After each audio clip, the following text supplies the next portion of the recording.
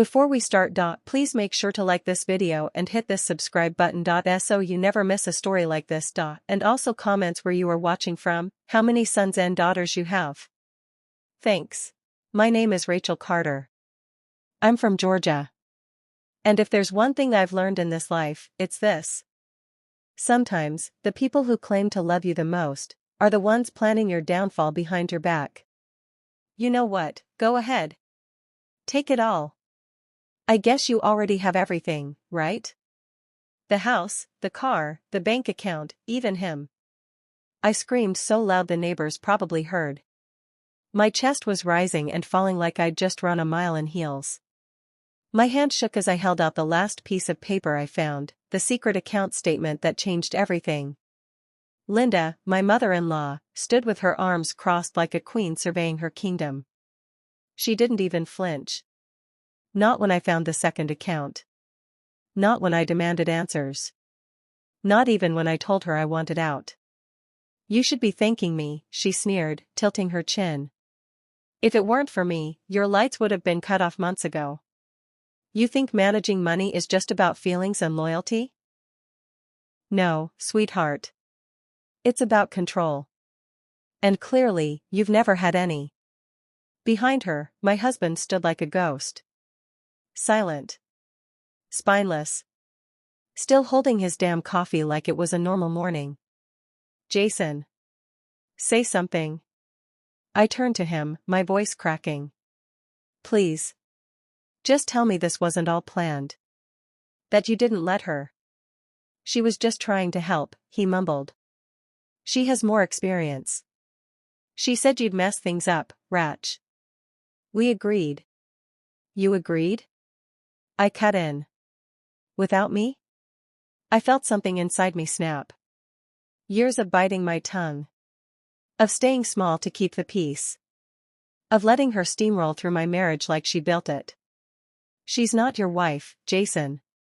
I am. Linda let out a cold laugh, then took a step closer, too close. You were his wife. Until you proved you can't handle reality. Honestly, I don't even blame you. You come from nothing. I mean, what did you expect? That we'd let you run this family like your little baking business? That was it. The final slap. The baking business I'd built from our kitchen, from scratch, mocked again. Like it was a hobby, not what paid for groceries some months when Jason couldn't be bothered to pick up extra shifts. I stared at her, the woman who had called me daughter in public, but had slowly erased me from my own home behind the scenes. The woman who helped us set up joint finances, only to keep all the passwords to herself. You're unbelievable, I whispered. You locked me out of my own life. Jason finally spoke louder, annoyed now. Stop being so dramatic. You didn't understand how interest rates and credit cards worked, Ratch. She was trying to help you get organized. It's not like we stole anything from you. You're right, I said slowly, my voice trembling. You didn't steal from me. You just replaced me. In my own marriage. My own future. I turned the printed bank statement in my hand, the one I found after I started questioning where our money was really going. One account. The one I had access to, looked bare. But the second one, the one I was never told about? Had nearly $87,000 sitting in it. All under Jason's name. And Linda's. Not mine. Never mine. You set this up 2 years ago, I said, looking straight at Jason. When we got that first loan. The loan I co-signed. The one you said would help us move into a better neighborhood. You put it in your name, didn't you? He looked away. And then what? I kept going. You let her control it? You lied about what we could afford? You let me believe we were broke, while you two were stashing money behind my back. Jason rubbed the back of his neck. It's not like that. Then what is it like? I asked. Because from where I'm standing, it looks a whole lot like betrayal. Linda stepped in again, her voice sugary sweet and sharp. Don't act like you're some innocent victim. You agreed to let us handle things, remember? You were overwhelmed. You even said it was too much for you. I was postpartum, I snapped. I'd just had your grandson. I was exhausted, not incapable. The silence after that hit hard. Jason wouldn't look at me. Linda looked smug. I looked broken. But not for long. I took one step back, holding my head high. Because something had shifted. That bank statement, that hidden account, wasn't just proof. It was my wake-up call. I wasn't crazy. I wasn't overreacting. I had been erased, deliberately, and they weren't even sorry about it. You can have the money, I said, my voice low now. You can keep the passwords. Keep the house. Keep each other. But I'm done being your pawn. Where do you think you're going? Linda hissed. You'll be back. Once you realize you can't survive on your little cookies and cupcakes. I smiled for the first time that morning. Watch me. Some people think power comes from control. From taking over. From keeping secrets. But real power? Real power comes the moment you stop asking for permission to take your life back. This is my story, how I lost control, and then found something even more powerful than money. I found the truth. If you've ever felt like someone was slowly cutting you out of your own life, like you were being managed instead of loved, keep listening. Because what I found next didn't just change my marriage. It changed everything. It didn't happen all at once. That's how they get you. It starts with a suggestion, wrapped in concern. Then a favor, disguised as just helping out. Then one day, you wake up, and you don't own anything anymore. Not your money. Not your choices. Not even your voice. The first time Linda offered to help with the bills, I was sitting on the floor with spit up on my shirt and a baby screaming in my arms. Jason had just gone back to work after paternity leave, not that he was much help when he was here, and I was running on 2 hours of sleep and zero patience. I'll just get everything set up so you don't have to worry, she'd said. New moms don't need stress. Let me take care of it. And in that moment, it felt like love. Like support. Like someone reaching down while I was drowning. I didn't think to ask how she planned to set everything up. I didn't ask for login info or access. I didn't even ask what accounts she meant. Because back then, I still trusted her. She brought over folders. Labeled things. Sat Jason down like a little boy and walked him through smart planning. She said it was to protect our future, but somehow, my name started vanishing from things. She told me it was temporary.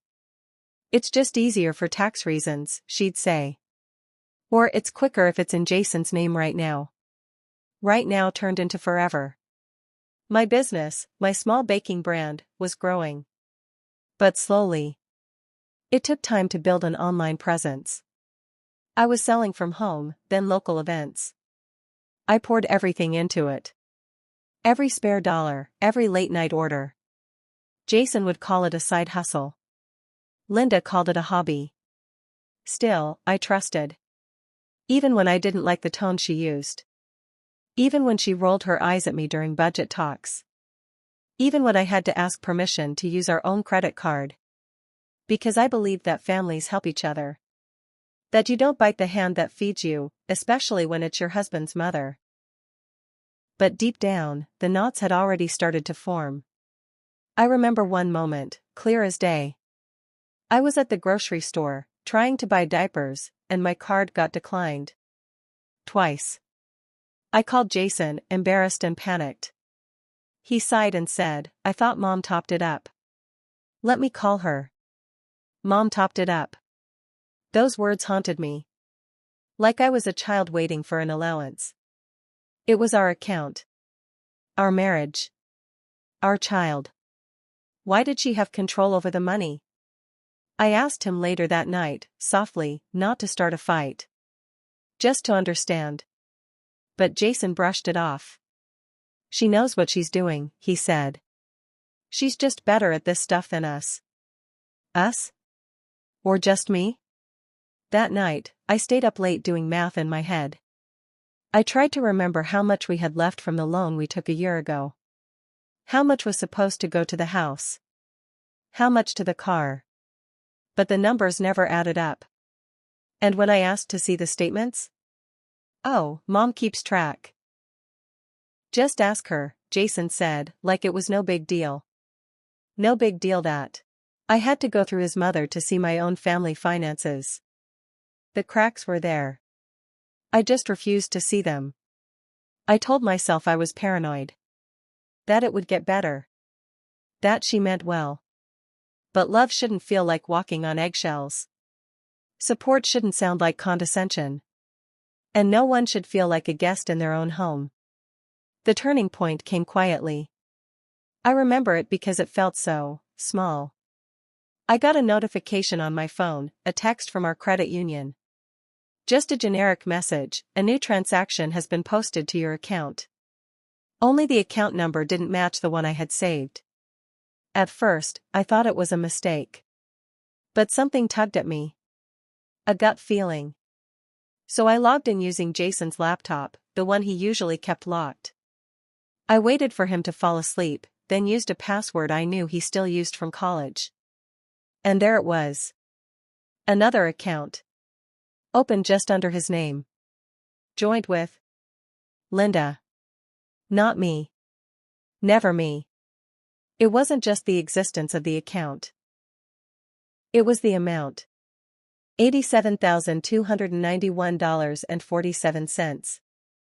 All tucked away while I was budgeting groceries. All growing quietly while I was coupon cutting and apologizing at checkout. All hidden while I was gaslit into believing we were broke. That night, I stared at that number for hours. Not because I wanted the money. But because it confirmed everything I had been too afraid to believe. This wasn't just bad communication. It was manipulation. It was collusion. Between a man I married. And the woman who never really wanted me in the family to begin with. They say when someone shows you who they are, believe them. But what do you do when the person showing you is your own husband? And the knife in your back is coming from the hand that once cradled your child? It's funny, the brain has a way of protecting you from pain by pretending it doesn't exist. I'd see the signs. I'd feel the shift. But I'd swallow it down and keep smiling, like maybe if I acted normal, everything else would fall back into place. But things don't just fall back. They fall apart. After I found the hidden account, I didn't confront them right away. I waited. I watched. I needed more than just numbers, I needed the whole truth. And when you start watching people closely, you realize how long they've been wearing masks. It started with the weekly budget meetings, the ones I thought Jason and I were doing together. Turns out, he'd meet with Linda the night before. They'd already make decisions, and I'd just be sitting there like a decorative plant while they filled me in. I remember once I asked, why don't we just wait and go over it as a couple? Linda looked up with that same cold smile and said, darling, if we wait for you to catch up, we'll never get anything done. Jason laughed. I did too, back then. Not because it was funny, but because I didn't want to look weak. But I wasn't catching up. I was being cut out. And then came the car loan incident. Jason told me he was going to trade in his car for something more reliable, said we needed a better vehicle for the baby. I agreed. I thought we'd decide together. Next thing I knew, a brand new SUV was in the driveway, and my name wasn't on anything. Not the title. Not the insurance. Not even the loan. When I asked him why, he said, you've got too much going on with your business, I didn't want to bother you with paperwork. Didn't want to bother me. With a $42,000 decision. That night, I cried in the shower. Not because of the car. But because I realized. I didn't even know what we were paying for anymore. Jason had his life. Linda had her grip. And I was just floating in between them like some tolerated inconvenience. But the worst part? I still stayed. Still gave the benefit of the doubt. Still told myself, he's trying. She's just overprotective. Maybe I'm too sensitive. That's how deep the conditioning goes. You start apologizing for the very people tearing you down. It wasn't until I asked about the loan, the big one, that I finally broke the illusion. That loan was supposed to be our fresh start. $120,000. Enough to pay off credit cards, invest in my bakery, and maybe even put down money for a second home outside the city. We were approved because of my credit score, something I'd worked years to build. So one night, I asked Jason casually, how much do we still owe on the loan? He froze. Then, like always, he brushed it off. Not much. Mom's been managing the payments. Why? Because, I said slowly, I called the loan office today, and they said only 1 year of payments has been made. The rest of the balance is untouched. His face went pale. I pressed in. Where's the money, Jason? He opened his mouth, but nothing came out. Just stuttering. Sweating. I already knew. Linda had rerouted the funds into the second account. Said it was for emergency use. But somehow that emergency never came, and the money just sat there. Gaining interest. Gaining power. She hadn't just taken control. She had cashed in on it. I finally asked the question I'd been terrified to speak aloud. Did you let her do this behind my back? Or were you part of it? Jason sat down on the edge of the bed, head in his hands. I didn't know she'd move that much. I swear. I just thought she was managing it, keeping it safe until we figured things out. I trusted her. I stared at him, this man I built a life with, and realized. He didn't marry a partner. He married a proxy. Someone to fill the role of wife while still answering to the real woman in charge. Linda. This wasn't just miscommunication. It was collusion. And I had let it happen. Because I wanted to be liked. Because I wanted to be good enough. Because I thought if I was quiet and cooperative, one day they'd respect me. But I finally saw it. They didn't want a partner. They wanted a passenger. And I was about to get off that ride. It's easy to ignore red flags when you're taught to be polite. To be agreeable. To not cause a scene. But silence only feeds the control. And eventually, you have to choose your comfort zone or your self-worth. If you've ever looked around your life and wondered, when did I stop having a say in my own future? Stay with me. Because the woman they underestimated? She's about to become the woman they regret crossing. You reach a point where you stop crying. Where the confusion turns to clarity. And the pain hardens into resolve. That was me, 3 nights after I discovered the second account, after Jason admitted the money had been managed without my consent.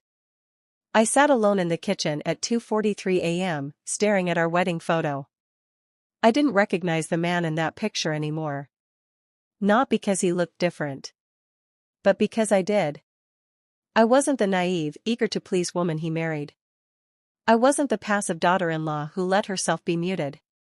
And I wasn't going to sit quietly while my life was rewritten by a woman who didn't birth me, didn't raise me, and didn't own me. I called a family meeting.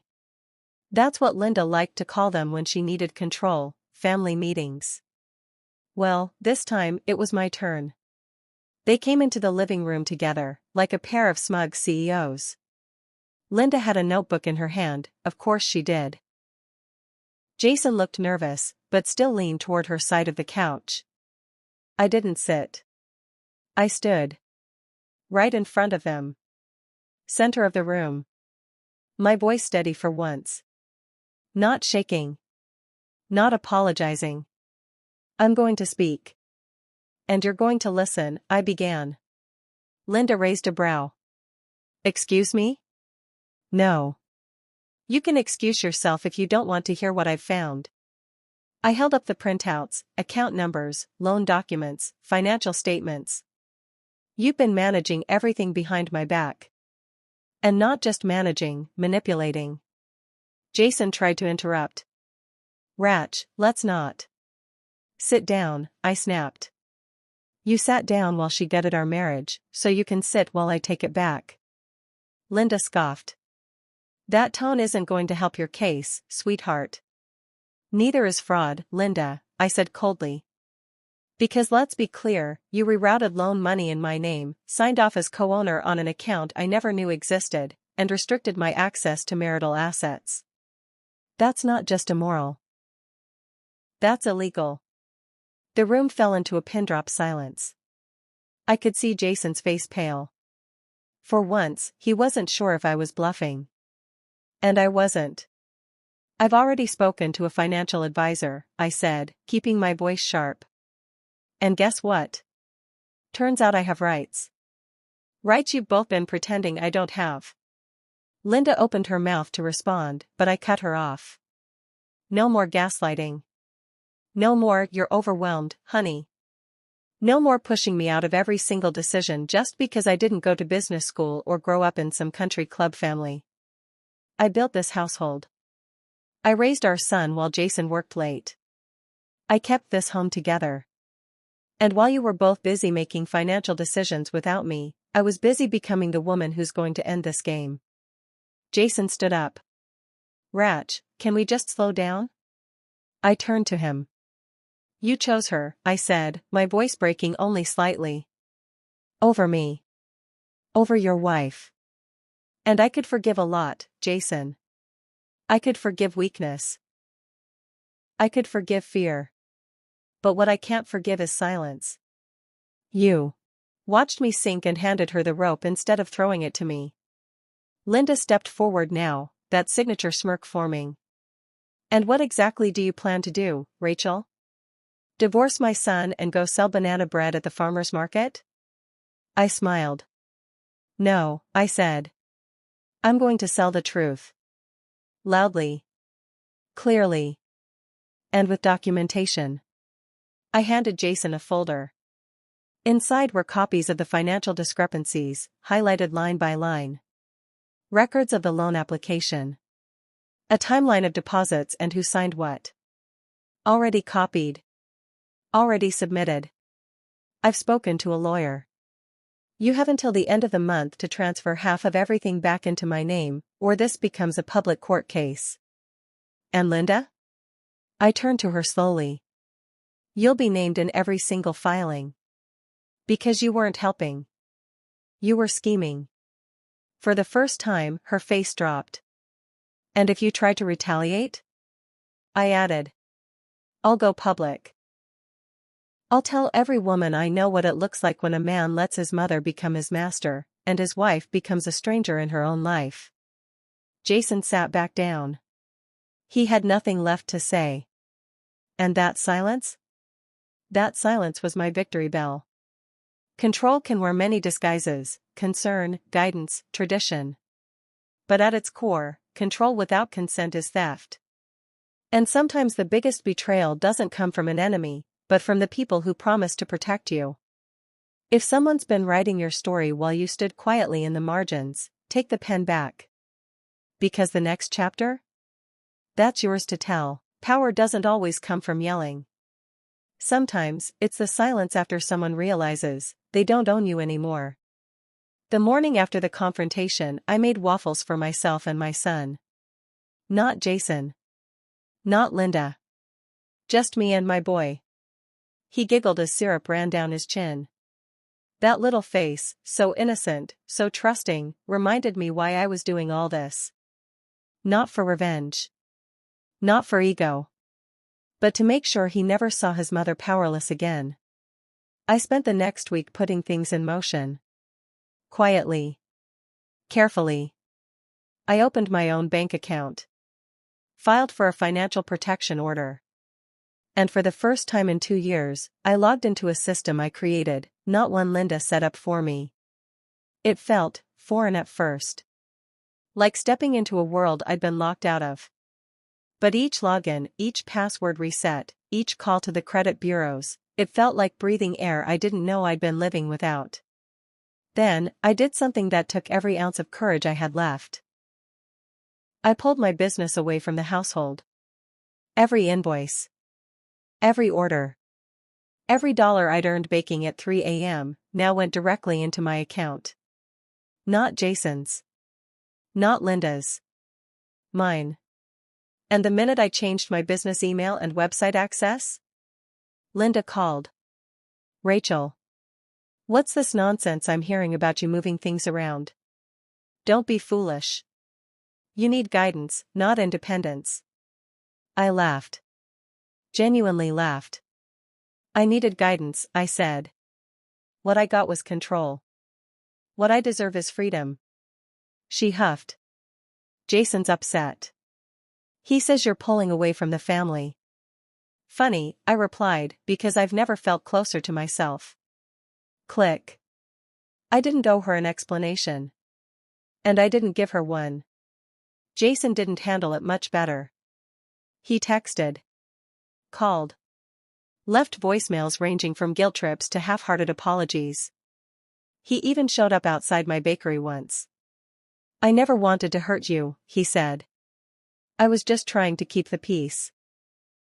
You didn't keep the peace, Jason, I replied. You just kept me quiet. He said Linda didn't mean any harm. That she only wanted what was best for us. No, I said. She wanted what was best for her. And you let her decide what best looked like, even when it meant losing me.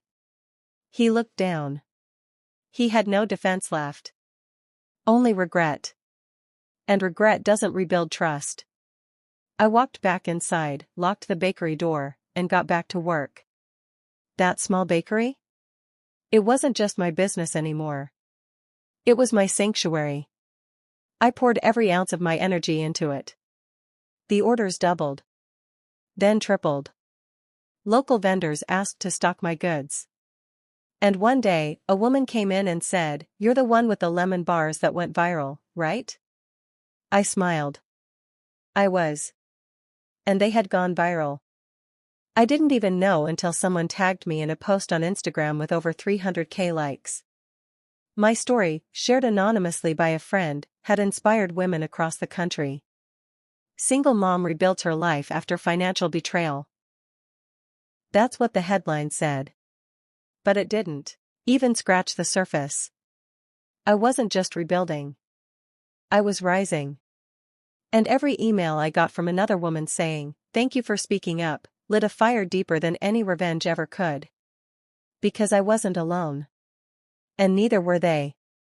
3 months after that confrontation, the court issued a financial settlement. Jason was legally required to divide the assets. Linda tried to fight it, even hired a lawyer, but it was useless. The judge said one thing I'll never forget. Marriage doesn't mean one person disappears.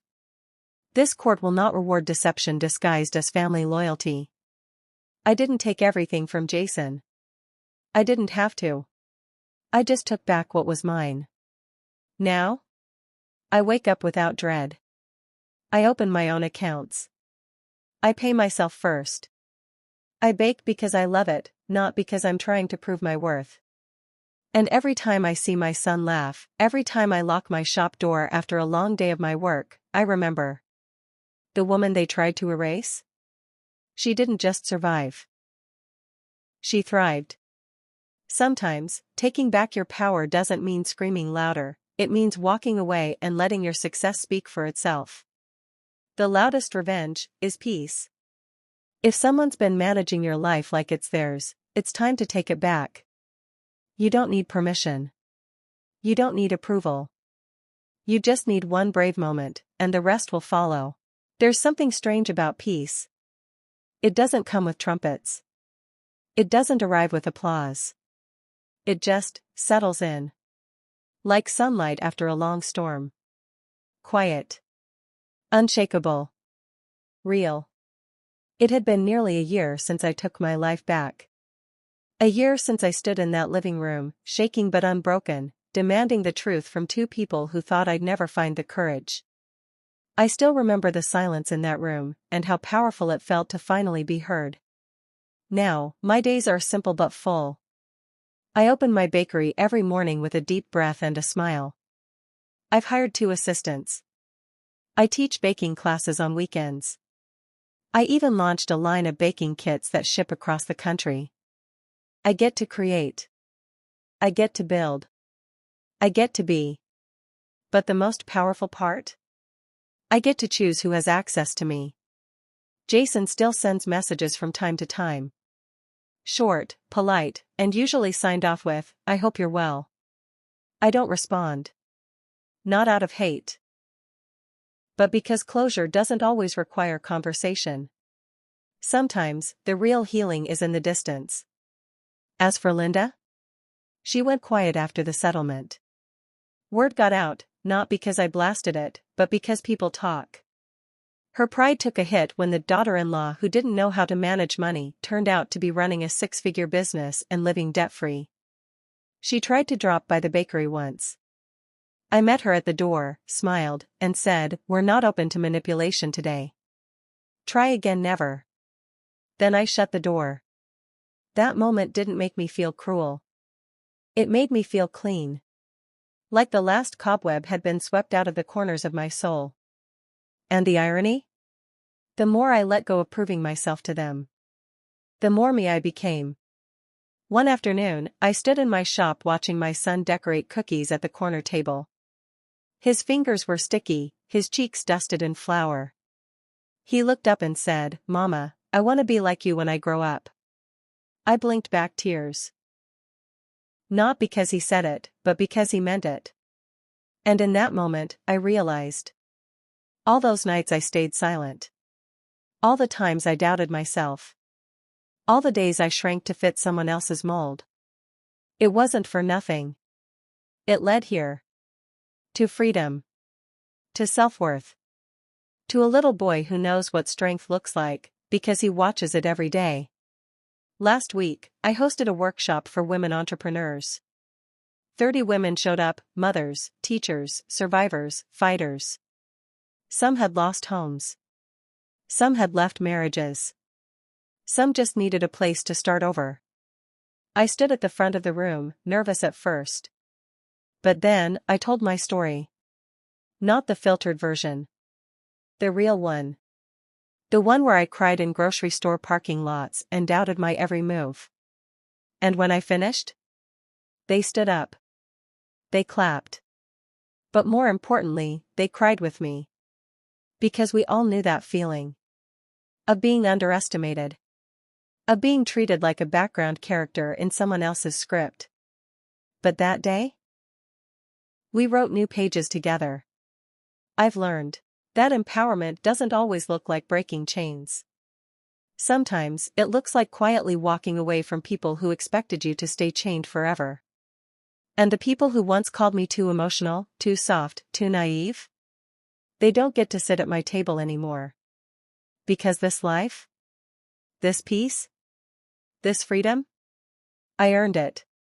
Every scar. Every sleepless night. Every risk I took when I was terrified, it built this foundation I stand on now. And I'm never shrinking again. Life doesn't always give you warning signs before the storm. But when the dust clears, and the world expects you to stay down, that's when you rise. Quietly. Boldly. Completely. Because healing isn't about getting even. It's about getting free. Don't let anyone manage your life like it's theirs. Your voice matters. Your choices matter. You matter. If you're sitting in silence, waiting for permission to live your truth, this is it. This is your sign. Take the pen back. Start the chapter you were meant to write. The one where you are the main character. Because the moment you stop asking to be chosen is the moment you start choosing yourself.